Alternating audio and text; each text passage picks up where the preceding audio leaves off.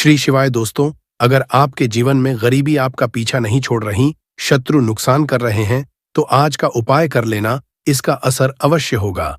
अगर इसका असर 50 दिन में ना दिखे, तो मुझे बताना। उपाय बताने से पहले बता दें, ये वीडियो देखने से ज्यादा सुनने में समझ आएगा। तो हो सके तो इस वीडियो को ऐसी जगह पर देखो जहां का माहौल एकदम शांत हो। प्रिय हनुमान भक्तों को मेरा राम राम, जय सीताराम, जय हनुमान, जय बागेश्वर धाम। सरकार कपूर को भारतीय संस्कृति में एक शक्तिशाली और पवित्र वस्तु समझा गया है, जिसका उपयोग पूजा पाठ, आरती और तांत्रिक उपायों में किया जाता है। शत्रु मुक्ति के लिए कपूर के उपाय विशेष रूप से असरी जाते हैं। यह उपाय आपकी नकारात्मक ऊर्जा को दूर करके सकारात्मकता और सुरक्षा प्रदान करने में मदद करते हैं। यहां हम शत्रु मुक्ति के लिए कपूर के विभिन्न उपायों का विस्तृत वर्णन आपको बता रहे हैं। कपूर को इसकी शुद्धता और शक्तिशाली ऊर्जा के लिए जाना जाता है। यह नकारात्मक ऊर्जा को खत्म करने और सकारात्मक वातावरण बनाने में मदद करता है। कपूर जलाने से वातावरण में मौजूद दोष और नकारात्मक शक्तियां समाप्त हो जाती है। इसलिए शत्रु से बचने और उनके बुरे असरों से मुक्ति लिए कपूर के उपाय अत्यंत लाभकारी माने जाते हैं। भक्तों, वीडियो के अंत में हम कपूर से जुड़ी कुछ विशेष छोटी छोटी मगर चमत्कारी उपाय भी बताएंगे, जिन्हें अपनाकर आप अपने जीवन में शत्रुओं से छुटकारा पा सकते हैं। तो वीडियो को ध्यान से सुनें और अंत तक बने रहें। भक्तों, कपूर सिर्फ घर में इस जगह पर जला देना, बड़े से बड़ा शत्रु भी घुटने टेक देगा। तो कपूर से कैसे आपको अपने दुश्मनों से, अपने शत्रुओं से छुटकारा मिलेगा, आज की वीडियो में हम आपको बताने वाले हैं। और कपूर का यह उपाय ऐसा है, बिल्कुल से आपके शत्रुओं को आपसे दूर कर देगा और आपका शत्रु आपका बाल भी बांका नहीं कर पाएगा। शत्रु चाहे 1 है, 10 है, 1000 है, लाख है, कितने भी आपके शत्रु है, लाखों हजारों शत्रु भी आपका कुछ नहीं बिगाड़ पाते हैं। जब कपूर का यह उपाय आप करते हैं, तो आज का वीडियो बहुत खास है, विशेषकर उन लोगों के लिए जो शत्रुओं से छुटकारा पाना चाहते हैं, या जिन लोगों को शत्रुओं ने बहुत परेशान करके रखा है। हर समय शत्रु कुछ ना कुछ ऐसा करते रहते हैं कि आपके घर में धन की हो रही है, आपके घर में दुर्घटनाएं हो रही हैं, आपके जीवन में बड़े बड़े दुख और कष्ट आ रहे हैं और आप नहीं समझ पा रहे हैं। आपको नहीं पता है कि कैसे इन शत्रुओं से छुटकारा पाना है और कैसे इन्हें अपने जीवन से दूर करना है। तो शत्रुओं को परास्त करने का इससे उत्तम उपाय आपको नहीं मिलेगा। यह उपाय ऐसा है जो शत्रुओं को बिल्कुल से आपके जीवन से दूर करता है और आपके शत्रु पूरी तरह से शांत हो जाते हैं। फिर वो आपके जीवन में कितनी भी कोशिश कर लें कि आपके घर में कुछ करना, आपके जीवन में कुछ करना है, आपकी धन हानि करनी है, आपका व्यापार खराब करना है, कुछ भी नहीं कर पाते हैं। जब आप कपूर का यह उपाय कर लेते हैं, अब बहुत सारे लोग हैं जिन्हें पता भी नहीं होता है कि उनके शत्रु उनकी पीठ पीछे क्या क्या कर रहे हैं। देखिए, एक तो सामने से जो व्यक्ति शत्रु होता है, वो शत्रु शायद इतने खतरनाक नहीं होते हैं, लेकिन जो पीठ पीछे आपके शत्रु होते हैं, जो पीठ पीछे आपके बारे में बुरा सोचते हैं, चाहते हैं कि आपके घर में धन हानि हो, आपका काम चले, आप अपने जीवन में पीछे रहे, तो ऐसे शत्रु जो होते हैं, ये सबसे ज्यादा खतरनाक होते हैं।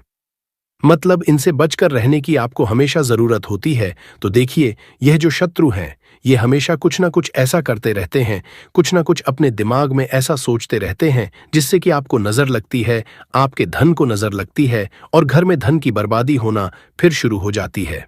और जिस घर में शत्रु परेशान करते हैं या शत्रु कुछ ना कुछ करते हैं, उस घर में आपको बीमारियां बहुत आसान मिल जाएंगी, उस घर में धन हानि बहुत आसानी से आपको देखने को मिलेगी। तो हमेशा आपको अपने शत्रुओं को दूर करने के लिए उपाय जरूर करना चाहिए।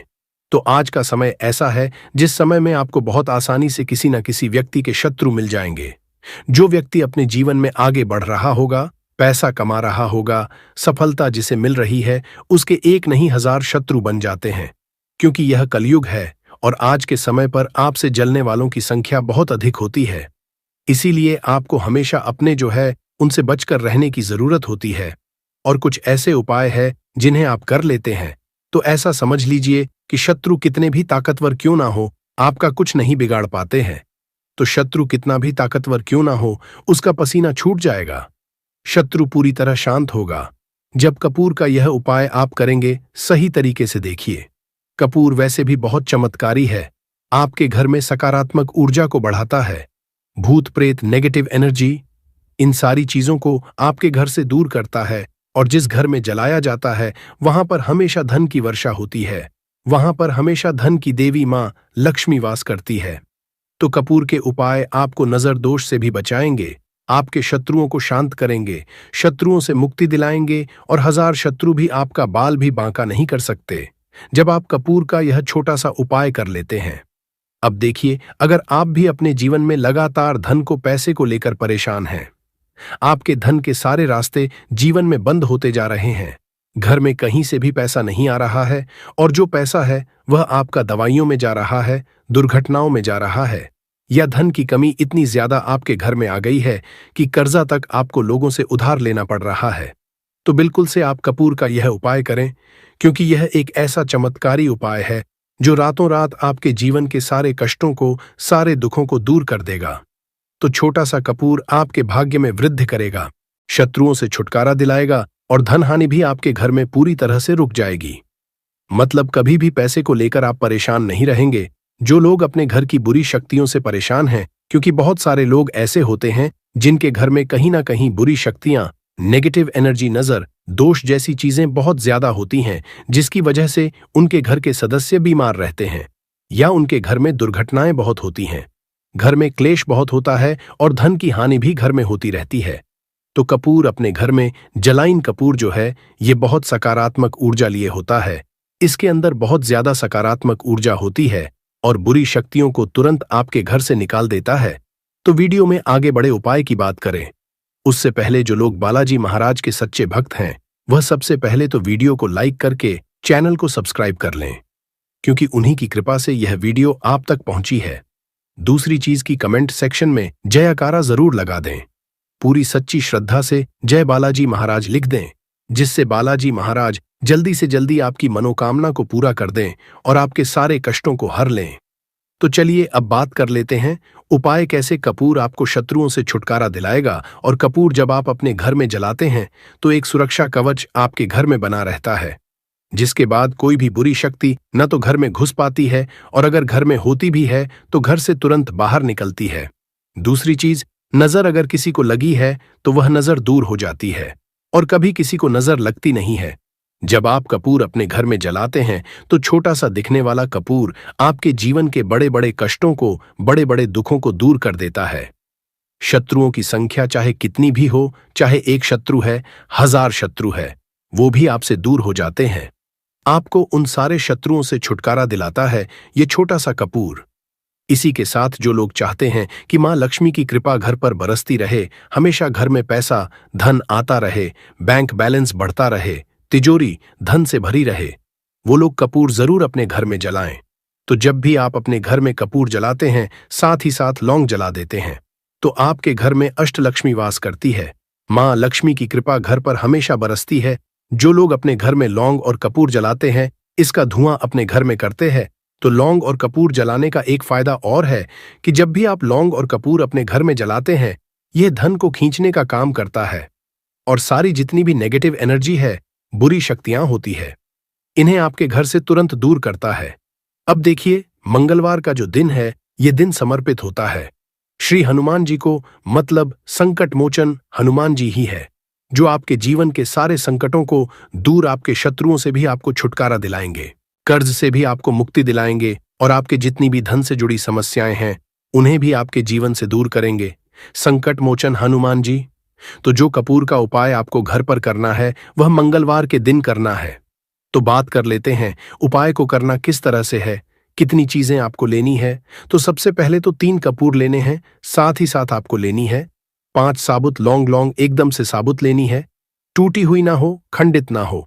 अब मंगलवार आपको यह दोनों चीजें लेकर घर के मंदिर में आपको बैठ जाना है। उपाय मंगलवार का है और शाम के समय करना है और अपने घर पर करना है। अब बैठने के बाद सबसे पहले एक देसी घी का दीपक जलाकर रख देंगे या चमेली के तेल का दीपक आप जलाकर रख सकते हैं। इसके बाद आपको हनुमान चालीसा का पाठ करना है। अगर हनुमान चालीसा का पाठ नहीं कर पा रहे हैं तो जय श्री राम, जय सीताराम, जय श्री राम, जय सीताराम कम से कम आपको 108 बार बोलना है। अब आपको संकट मोच हनुमान जी के सामने 5 लौंग और 3 कपूर को रखकर किसी बड़े से दीपक में रखकर जला देना है या किसी बड़े से बर्तन में रखकर जलाना है, और इसका धुआं सबसे पहले घर के मंदिर में आपको दिखाना है।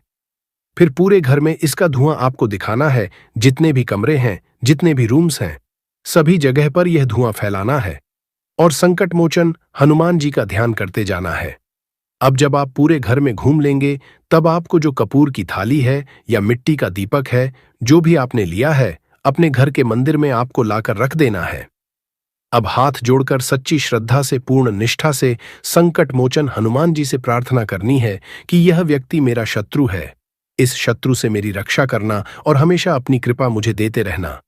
तो देखिए, चाहे तो आपके शत्रु के बारे में आपको पता है, तब भी नहीं पता है, तब भी तो आपको ऐसे बोलना है कि मेरे जितने भी शत्रु हैं, सभी से मुझे छुटकारा दिला दीजिए और अपना आशीर्वाद हमेशा मुझ पर बनाए रखना। कभी मेरे घर में कोई संकट ना आए, मेरे कोई विपत्ति ना आए, इतनी कृपा आप कर देना। बस इस तरह से आपको प्रार्थना करनी है संकट मोचन हनुमान जी से। और इसके बाद लौंग और कपूर जब पूरी तरह जल जाएगा, कपूर तो जल जाएगा, लौंग की जो राख होगी उसे जल में मिलाकर यानी पानी में मिलाकर अपने घर के मुख्य द्वार पर आपको डाल देना है। दोनों तरफ बाहर की तरफ डालेंगे, ठीक है। मुख्य द्वार पर उसे छिड़क देंगे। जितना भी वो राख होगी थोड़े से जल में मिलाना है। ज्यादा जल ज्यादा पानी यहां पर आपको नहीं लेना है। तो जल में किस समय डालेंगे? सुबह के अगले दिन। यह उपाय तो आप मंगलवार के दिन करेंगे। और छिड़काव कब करना है? आपको बुधवार की सुबह को, ठीक है। ये चीज आपको ध्यान रखनी है। तो इस उपाय को करने से 1000 शत्रु भी है वो भी शांत हो जाएंगे, उनसे छुटकारा मिल जाएगा, शत्रु से मुक्ति मिल जाएगी। और आपके शत्रु कितनी भी प्रयास कर लें, कितनी भी कोशिश कर लें, आपका कुछ नहीं बिगाड़ पाएंगे। और ऐसा समझ लीजिए, नजर दोष भी आपके घर से तुरंत दूर होती है जब आप इस उपाय को करते हैं। सबसे बड़ी बात, जब भी आप संकट मोचन हनुमान का कोई भी उपाय करेंगे ना, वह आपके घर पर कभी कोई संकट, कोई विपत्ति, कुछ ऐसी चीजें आपके घर पर नहीं आने देते हैं, क्योंकि कलयुग के देवता हैं हनुमान जी। और जब भी आप अपने जीवन में बहुत हार चुके हों, आपको ऐसा लगे कि आज मेरा साथ देने वाला कोई नहीं है, पूरी सच्ची श्रद्धा से आप संकट मोचन हनुमान जी का पूजन करें और फिर देखें कि कैसे आपके जीवन के बड़े से बड़े दुहक भी दूर होते हैं। तो बालाजी महाराज की कृपा हमें हमेशा मिलती रहेगी। आप अपने घर में मंगलवार के दिन यह लौंग कपूर वाला उपाय, साथ ही साथ अगर आप संकट मोचन हनुमान जी को एक लाल रंग का फूल अर्पित करते हैं, मतलब लाल फूल उनको चढ़ा देते हैं, तो वह बहुत जल्दी आपकी मनोकामना को पूरा कर देते हैं। तो फूल उन्हें जरूर से आप मंगलवार के दिन एक फूल उनको जरूर चढ़ाएं। तो भक्तों, आइए वीडियो के अंत में कपूर से जुड़ी कुछ विशेष छोटी छोटी मगर चमत्कारी सरल उपाय जान लेते हैं, जिसे अपनाकर हम अपने जीवन से शत्रुओं से छुटकारा पा सकते हैं। जैसे पहला सरल उपाय है रोजाना कपूर जलाना। कपूर एक साधारण लेकिन असली उपाय है। रोजाना सुबह और शाम अपने घर में कपूर जलाए। इसे जलाते समय आप ओम नमः शिवाय या ओम हनुमते नमः मंत्र का जाप करें। यह उपाय नकारात्मक शक्तियों को दूर भगाने और शत्रु के असर को समाप्त करने में मदद करता है। दूसरा सरल उपाय है कपूर और लौंग का उपाय। एक पीतल की कटोरी ले और उसमें 2 कपूर के टुकड़े और 3 लौंग डालें। फिर इसे जलाकर हनुमान जी के समक्ष रखें और एयूएम हनुमते नमः मंत्र का 100 बार जाप करें। इस उपाय को मंगलवार और शनिवार को करें। यह उपाय शत्रु द्वारा भेजी गई किसी भी तांत्रिक क्रिया या बुरी नजर को समाप्त करता है। तीसरा सरल उपाय है कपूर और काले तिल का प्रयोग कैसे करना है। सबसे पहले एक मिट्टी के दीपक में कपूर और काले तिल डालकर उसे जलाएं। फिर इसे अपने घर के मुख्य द्वार पर रखें और ओम फली काली कल्याण मंत्र का जाप करें। यह उपाय शत्रुओं के बुरे इरादों को निष्क्रिय कर देता है और आपको सुरक्षा प्रदान करता है। चौथा सरल उपाय है कपूर और फिटकरी का उपाय कैसे करना है। तो सबसे पहले कपूर और फिटकरी को बराबर मात्रा में मिलाकर घर के चारों कोनों में रखें और इसे सप्ताह में 1 बार बदले। यह उपाय आपके घर से शत्रुओं द्वारा उत्पन्न नकारात्मक ऊर्जा को दूर करता है। पांचवा सरल उपाय है रात्रि में कपूर का प्रयोग कैसे करें। सबसे पहले रात को सोने से पहले अपने घर के मंदिर में कपूर जलाएं। साथ ही इस मंत्र का जाप करें। यह मंत्र और कपूर संयोजन शत्रु को शांत करता है और उनकी बुरी सोच को समाप्त करता है। अगला विशेष तांत्रिक सरल उपाय है हनुमान जी के सामने कपूर जलाना कैसे करना है। सबसे पहले किसी भी मंगलवार और शनिवार को हनुमान जी के समक्ष कपूर जलाए। फिर एयुएम हनुमते रुद्रात्मक स्वाहा इस मंत्र का 11 बार जाप करें। यह उपाय शत्रुओं के मानसिक और शारीरिक असर को कमजोर करता है। अगला सरल उपाय है कपूर और लाल धागे का उपयोग कैसे करें। सबसे पहले एक लाल रंग का लें और उसमें कपूर के टुकड़े रखें। फिर इसे अपने दाहिने हाथ से घुमाकर शत्रु का नाम लेते हुए किसी बहते जल में प्रवाहित कर दें। यह उपाय शत्रु की ऊर्जा को समाप्त करता है और आपको सुरक्षित रखता है। अगला सरल उपाय है कपूर का ताबीज। बनाना कैसे बनाना है। सबसे पहले एक कपूर को पीसकर एक चुटकी काले तिल और चांदी की छोटी शीशी में भरें। फिर जेड इसे लाल धागे में बांधकर अपने गले या दाहिने हाथ में पहने। यह ताबीज आपको हर तरह की नकारात्मकता और शत्रु बाधाओं से है। अगला सरल उपाय है कपूर और नींबू का उपाय कैसे करना है। सबसे पहले एक नींबू को 4 हिस्सों में काटें और उसमें कपूर के छोटे टुकड़े डालें। फिर आप इसे अपने शत्रु का नाम लेते हुए किसी सुनसान जगह पर रख दें। यह उपाय शत्रु की नकारात्मकता को रोकने और उनकी बुरी सोच को निष्क्रिय करने में मदद करता है। भक्तों, आइए कपूर जलाने के चमत्कारिक आध्यात्मिक और वैज्ञानिक लाभ जिसे जान लेते हैं। जैसे कपूर वातावरण को शुद्ध करता है और सकारात्मक ऊर्जा फैलाता है। कपूर शत्रुओं की बुरी नजर और तंत्र मंत्र से सुरक्षा प्रदान करता है। कपूर मानसिक शांति और आध्यात्मिक शक्ति को बढ़ावा देता है। कपूर शत्रु के नकारात्मक असर को कम करता है और आपको आत्मविश्वास प्रदान करता है। भक्तों, शत्रु मुक्ति के लिए कपूर के उपायों के साथ मंत्र जाप करना अनिवार्य है। जो आगे के वीडियो में हम कुछ महत्वपूर्ण मंत्र आपको बता रहे हैं। आप चाहे तो इसे किसी कॉपी में नोट करके रख लें। पहला है हनुमान मंत्र। यह शत्रुओं के नकारात्मक असर को समाप्त करने में मदद करता है। दूसरा है दुर्गा मंत्र। ओम इस मंत्र का जाप करने से दुर्गा माता की कृपा हासिल होती है और शत्रु शांत हो जाते हैं। तीसरा है शिव मंत्र। ओम सुगंधि। यह मंत्र शत्रुओं से मुक्ति दिलाने और आपके जीवन में शांति लाने में सहायक होता है। भक्तों, इन सभी उपायों को करते समय कुछ सावधानियां और सलाह है जिसे जानना बहुत ही आवश्यक है। जैसे कपूर के उपाय लेते समय पूरी निष्ठा और विश्वास रखें। अगला सावधानी है पूजा स्थान को साफ सुथरा रखें और सकारात्मक सोच बनाए रखें। अगला सावधानी है उपाय करने से पहले स्नान करके शुद्ध हो जाए। अगला सावधानी है कोई भी उपाय करने के दौरान शत्रु का नाम बार बार मन में लें, लेकिन इसे दूसरों के सामने न बोलें। अगला सावधानी है यदि उपाय जटिल लगता है तो किसी अनुभवी व्यक्ति या पंडित की सहायता लें। भक्तों, कपूर के उपाय शत्रु मुक्ति के लिए अत्यंत असरी है। यह आपके जीवन में ऊर्जा का संचार करता है और शत्रुओं के बुरे असरों से आपको बचाता है। इन उपायों को नियमित रूप से करने से न केवल शत्रु बाधाओं से मुक्ति मिलती है, बल्कि मानसिक शांति और आत्मविश्वास भी बढ़ता है। पूरी श्रद्धा और विश्वास के साथ इन उपायों को करें और अपने जीवन को सुखद बनाएं। भक्तों, इसी के साथ आपको कुछ भी ऐसा जो समझ नहीं आया हो तो कमेंट सेक्शन में आप पूछ सकते हैं और वीडियो को लाइक कर जयकारा लगाना बिल्कुल ना भूलें, जिससे कि बालाजी महाराज की कृपा आपके ऊपर हमेशा रहे।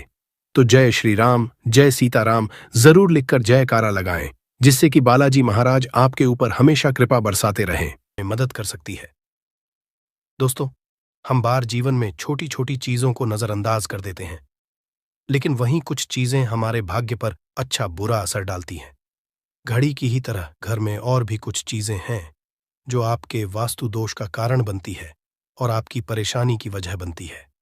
तो आइए पहले जान लें, क्या आपको अपने घर में वास्तु दोष के बारे में कैसे पता लगता है और किस तरह से आप बड़ी ही आसानी से इसे कर सकते हैं। दोस्तों, वास्तुशास्त्र के अनुसार किसी भी घर में वास्तु दोष होने से सुख, शांति और पारिवारिक उन्नति में बाधा पैदा होती है। वास्तु दोष के कारण पनपने वाली नकारात्मक ऊर्जा से व्यक्ति के भाग्य पर बुरा असर पड़ता है। साथ ही घर के लोगों को कई तरह की परेशानियों का सामना करना पड़ता है। दोस्तों, शास्त्रों के अनुसार अगर हम ये छोटे मोटे उपाय कर लें तो अपने घर नेगेटिव एनर्जी से छुटकारा पा सकते हैं। तो आइए जानते हैं, लेकिन उससे पहले दोस्त, आपसे रिक्वेस्ट है कि वीडियो को लाइक करें, अपने दोस्तों के साथ शेयर करें और अगर आपने अभी तक चैनल को सब्सक्राइब नहीं किया तो सब्सक्राइब करके बेल आइकॉन जरूर प्रेस कर लें। दोस्तों, नंबर 1, जीवन में तरक्की पाने के लिए रोज पहली रोटी गाय को दें, पीपल को जल चढ़ाएं और चींटियों को मिला आटा दे। तांबे के लोटे में जल लाल चंदन मिलाकर रात को अपने सर के पास रखकर सो जाए। सुबह उस जल को तुलसी को चढ़ा दें। ऐसा करने से आपकी परेशानियां धीरे धीरे दूर हो जाएंगी।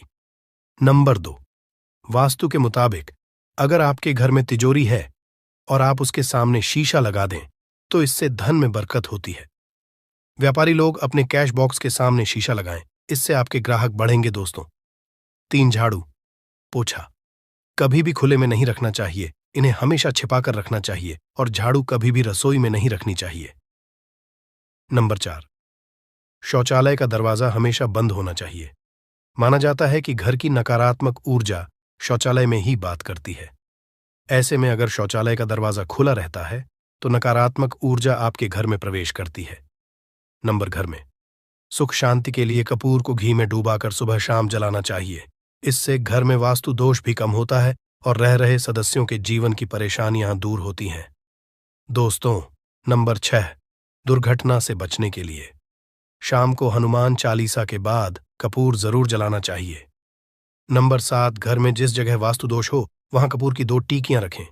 खत्म हो जाने के बाद वहां दोबारा इसे रखें। नंबर 8, अस्त के बाद कभी भी किसी को दूध, दही या प्याज नहीं देना चाहिए, यह भाग्य में बाधक भी बन सकता है। नंबर 9, घर के मुख्य द्वार पर कूड़ादान कभी भी न रखें। नंबर 10, घर में टूटा हुआ शीशा कभी भी नहीं होना चाहिए। नंबर 11, अच्छे भाग्य के लिए सुबह नहाते समय पानी में थोड़ा सा कपूर का तेल मिलाएं।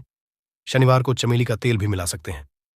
नंबर 12, लक्ष्मी की कृपा पाने के लिए रोज रात को रसोई अच्छी तरह से साफ करके चांदी की कटोरी में कपूर और लौंग जलाएं। यह प्रक्रिया रोज की जाए तो घर में बरकत बनी रहती है और मां लक्ष्मी जल्द ही ऐसे घर से आकर्षित होती है। ऐसे घरों से नकारात्मकता हमेशा दूर रहती है। दोस्तों, नंबर 13, घर के सोने वाले कमरे में पौधे नहीं लगानी चाहिए, इससे आपके ऊपर नकारात्मक असर हावी हो सकता है। नंबर 14, घर में पौधे लगाते समय पानी में सेंधा नमक डालें। सादे नमक का भी आप उपयोग कर सकते हैं, लेकिन दोस्तों ज्यादा फलदायी होता है। आपको शुभ फल जल्द ही हासिल होंगे। दोस्तों, घड़ी की सही दिशा आपके जीवन को भी सही रास्ता दिखाने में मदद कर सकती है। इसके अलावा कैलेंडर को किस जगह लगाना चाहिए और किस जगह पर नहीं, ये भी हम जानेंगे। सबसे पहली बात जिसकी हम बात करेंगे वो है दोस्तों घड़ी का आकार, यानी घड़ी की शेख। दोस्तों, शास्त्र के अनुसार गोलाकार की घड़ी या अंडाकार घड़ी सबसे उत्तम मानी जाती है, पर आजकल देखा जा रहा है कि बाजार में कई तरह की घड़ियां मौजूद हैं जिसमें घर के सदस्य या भगवान की तस्वीरें और फोटो भी लगी होती है। लेकिन दोस्तों, आपको बता दें कि घड़ी के साथ तस्वीरें लगाना बिल्कुल भी सही नहीं है। इससे आपके घर के सदस्यों के जीवन पर समय का असर देखने को मिल सकता है। और की तस्वीर घड़ी में बिल्कुल भी नहीं लगानी चाहिए, क्योंकि भगवान की तस्वीर को रोज धूप, दीप, अगरबत्ती और पूजन की आवश्यकता होती है और घड़ी तो कई महीनों तक धूल में पड़ी रहती है। इससे भगवान का अपमान होता है और यह शुभ नहीं माना जाता। हो सके तो घड़ी का आकार गोल और अंडाकार ही पसंद है। घड़ी का गोल या अंडाकार बोना हमारी पृथ्वी के आकार को दर्शाता है, जो को और घड़ी में नुकीले कौन होते हैं और वास्तु के अनुसार नुकीली चीजें नकारात्मक ऊर्जा का संचार करती हैं। दोस्तों, अगली बार जिसका आपको ख्याल रखना है वो ये है कि घड़ी को स्वच्छ रखें, साफ सफाई का ध्यान रखें, धूल ना जमा होने दें और कहीं से भी घड़ी टूटी फूटी नहीं होनी चाहिए। दोस्तों, जैसा कि हम सभी चाहते हैं कि हमारे जीवन में सब अच्छा और बेहतर होता रहे, तो उसके लिए हम खुद को संवारे रखते हैं, नए कपड़े और नए आभूषण पहनते हैं। उसी तरह अपने घर की घड़ी को स्वच्छ और नए जैसा ही रखना चाहिए। ये कहीं से भी टूटी फूटी नहीं होनी चाहिए। समय समय पर घड़ी पर चढ़ी धूल और जालों को साफ करते रहें, जिससे आपका भाग्य भी धुंधला नहीं पड़ेगा। दोस्तों, कई घरों में आदत होती है कि पुरानी गाड़ी को बनवाकर ही चलाते रहते हैं। एक जगह नई घड़ी आई तो पुरानी किसी और जगह लगा देते हैं। कृपया ध्यान रखें, घर में पुरानी या फिर टूटी हुई या धूल चढ़ी हुई और बंद गाड़ी तो बिल्कुल भी ना रखें। क्यों? इससे घर में नकारात्मकता और दरिद्रता का वास होने लगता है। बंद पड़ी घड़ी को घर में रखने से व्यक्ति के जीवन में नए अवसर नहीं आते और वो अपने कार्य में सफलता हासिल नहीं कर पाता। अगली बार जिसका आपको ध्यान रखना है वो है घड़ी की सही दिशा। घड़ी को कभी भी दक्षिण दिशा में नहीं लगाना चाहिए। दक्षिण दिशा यमलोक की दिशा मानी जाती है। काल का अंतिम चक्र यहीं से शुरू होता है। इसीलिए वास्तुशास्त्र में इस दिशा को घड़ी के लिए अशुभ माना गया है। घर में घड़ी को उत्तर दिशा, पूर्व दिशा या पश्चिम दिशा में आप लगा सकते हैं, लेकिन ध्यान रखें कि घड़ी को कभी भी मुख्य द्वार, कमरे के दरवाजे या आने जाने के लिए उपयोग किए जाने वाले दरवाजे के ऊपर कभी भी नहीं लगाना चाहिए। इससे समय का असर आपके आने जाने की गति और दिनचर्या पर पड़ सकता है। दोस्तों, घड़ी के साथ कैलेंडर का भी ध्यान रखें।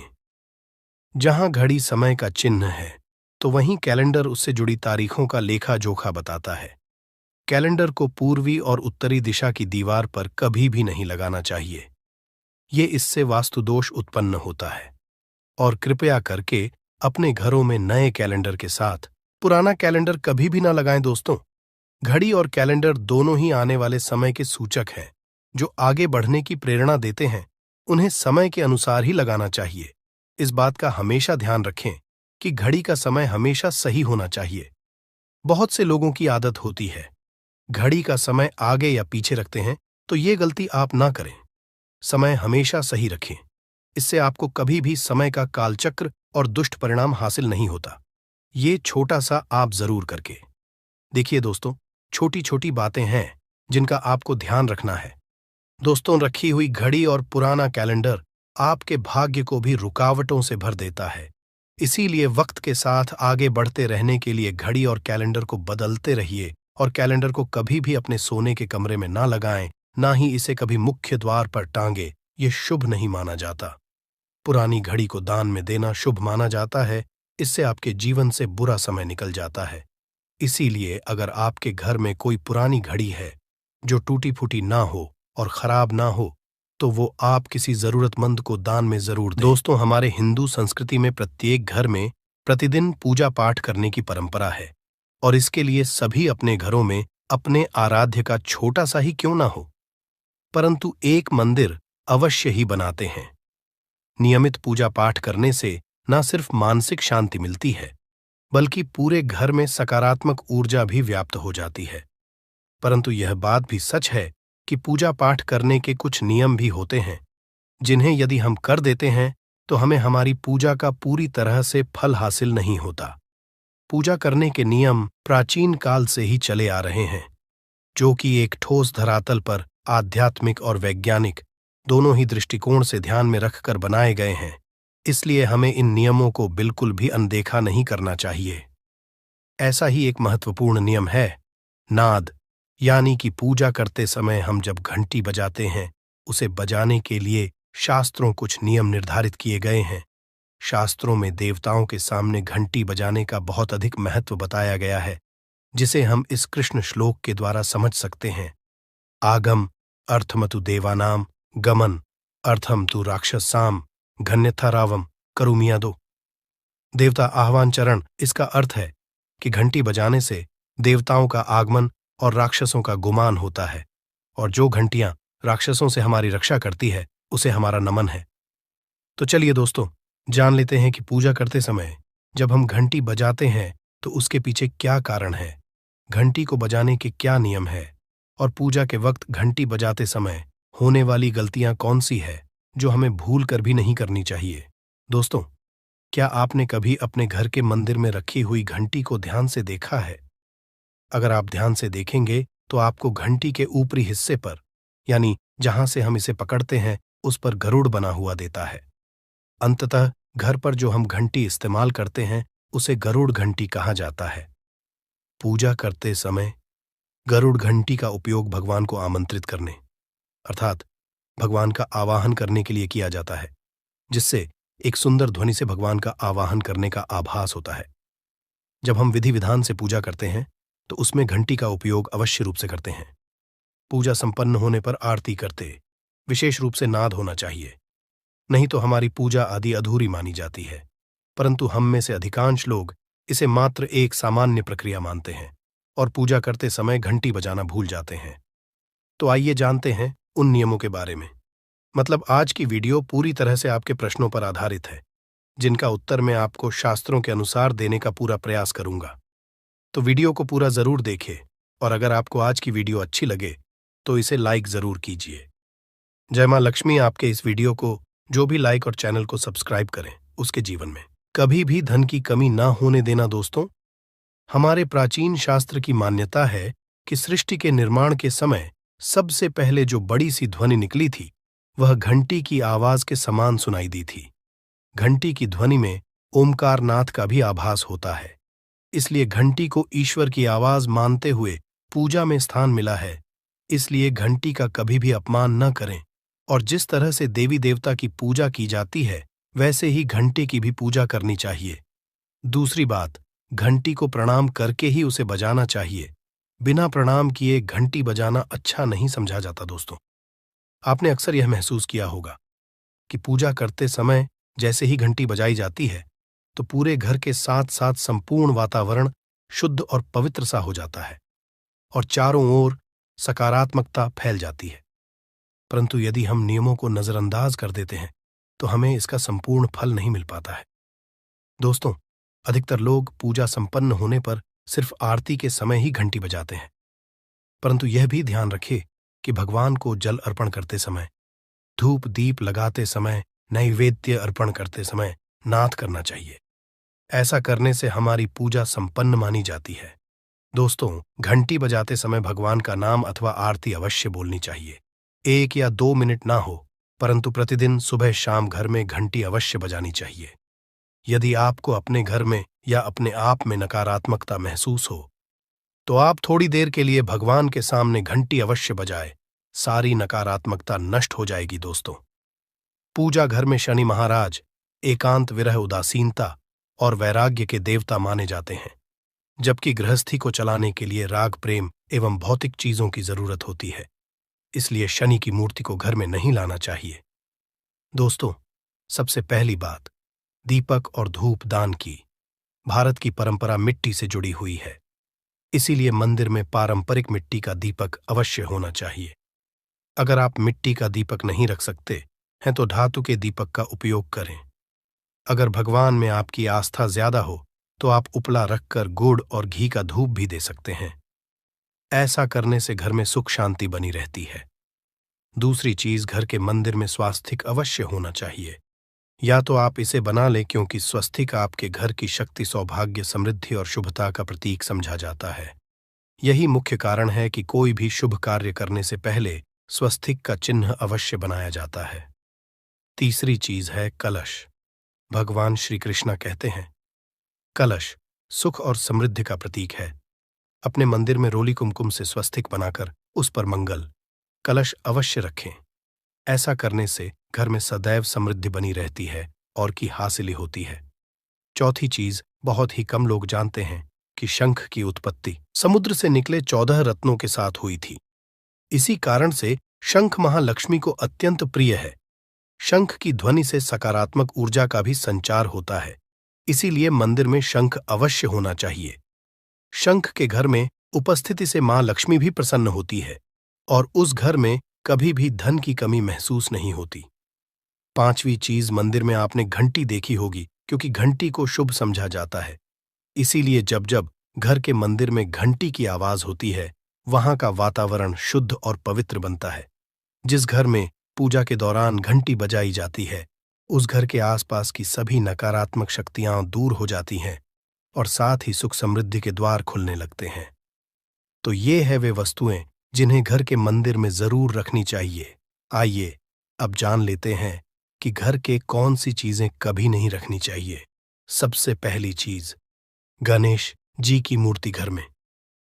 कभी भी गणेश जी की मूर्ति 3 अथवा 5 ऐसी विषम संख्या में न रखें। अपने मंदिर में गणेश जी की सिर्फ 2 मूर्तियां रखें, इसे शुभ समझा जाता है। अगर आप अपने मंगल की कामना करते हैं तो गणेश जी की मूर्ति मुख्य द्वार पर अंदर की तरफ मुख करके लगा ले। कई लोग ये गलती करते हैं कि मुख्य द्वार पर गणेश जी की मूर्ति बाहर की ओर मुख करके लगा देते हैं, जिससे उन्हें काफी नुकसान का सामना करना पड़ता है।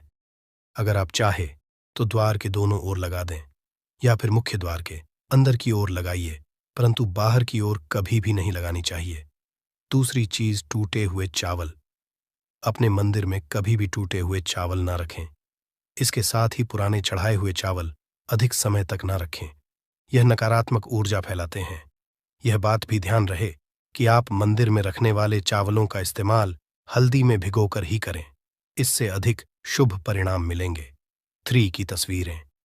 इसके साथ ही अगर आपके घर के मंदिर में पूर्वजों की तस्वीरें रखी हुई हैं तो उन्हें तत्काल बाहर निकाल दें। ये आपके परिवार के लिए काफी अशुभ है। धर्म ग्रंथों के अनुसार पूर्वज पूजनीय हैं, परंतु वह देवताओं के बराबर नहीं है। इसलिए अपने पूजा घर में कभी भी मृत परिजनों की तस्वीरें ना रखें।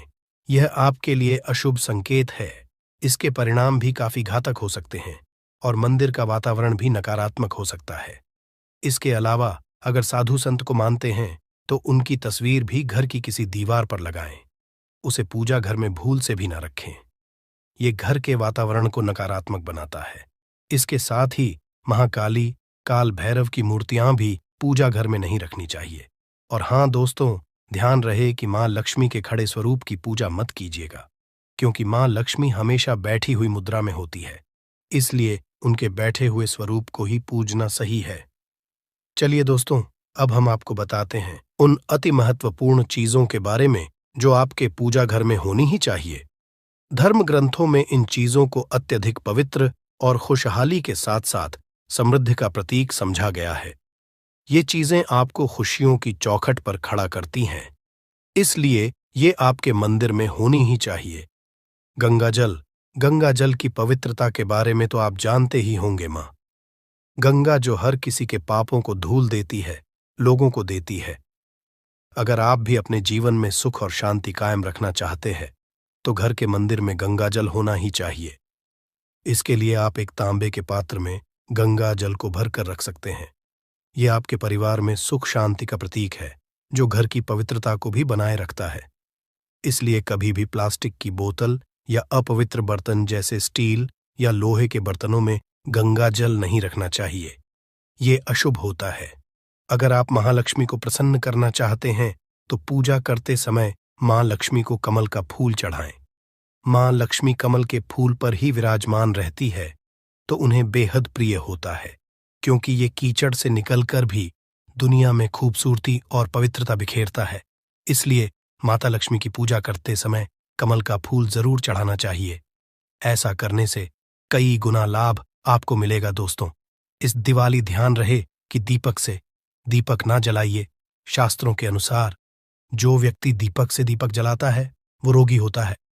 ऐसा करने से रोग भी परिवार में पनपते हैं। इसलिए कभी भी दीपक से दीपक नहीं जलाना चाहिए। साथ ही मंदिर में एक घी का और एक तेल का दीपक जरूर जलाइए। ये आपको समृद्धि देगा। घी का दीपक दाईं तरफ और तेल का दीपक बाईं तरफ जलाने से समृद्धि बरकरार रहती है। इसके अलावा लेकर धूपधानी, गंगाजल जैसी चीजों को बाएं रखना शुभ होता है। उम्मीद है दोस्तों आप ये समझ गए होंगे कि मंदिर में क्या रखना है। दोस्तों, नींबू के उपाय आज से नहीं बल्कि हजारों साल से पहले से इस्तेमाल किए जा रहे हैं। जो उपाय आज हम आपको बताने जा रहे हैं, नींबू का इस्तेमाल करके उससे आप अपनी हर समस्या का समाधान पा सकते हैं। अगर आप ज्योतिष शास्त्र, वास्तुशास्त्र की किताबों में जाते हैं और अध्ययन करते हैं तो नींबू के ऊपर पूरे 11 अध्याय आपको जाएंगे, जिसका मतलब यह है कि नौकरी पाने के लिए नींबू का इस्तेमाल कैसे आप कर सकते हैं, अपने व्यापार को दौड़ाने के लिए कैसे नींबू का इस्तेमाल करना चाहिए, एवं अगर आपका शत्रु आपका विनाश करना चाहता है तो नींबू के ही नहीं दे रहा है। तो मित्रों, यह बहुत ही छोटा सा उपाय है, लेकिन इतना खतरनाक उपाय है कि आप अपने दुश्मन का 24 घंटे के अंदर बैंड बजा दें। और दोस्तों, मैं ज्यादा बड़ी बात ना करते हुए और इस उपाय को बता रहा हूं।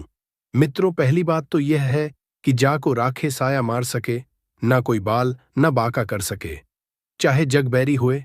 एक कहावत है। इसका मतलब है कि जिसकी भगवान रक्षा करते हैं उसका कोई कुछ नहीं बिगाड़ सकता।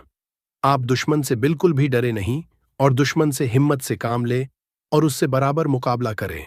और मैं आपको बता रहा हूं, अगर आपका दुश्मन किसी तंत्र मंत्र का सहारा लेकर के और आपको बर्बाद करने की सोच रहा है, तो मित्रों, मैं आज आपको जो उपाय बताने जा रहा हूं, वह आपको उसके तंत्र मंत्र से भी बचाएगा और उस शत्रु का लौट करके बैंड जाएगा।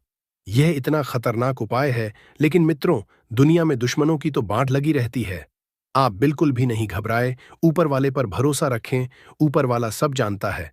मित्रों, दुखिया को ना सताइए, दुखिया देगा। रोए जब दुखिया का मुखिया सुने,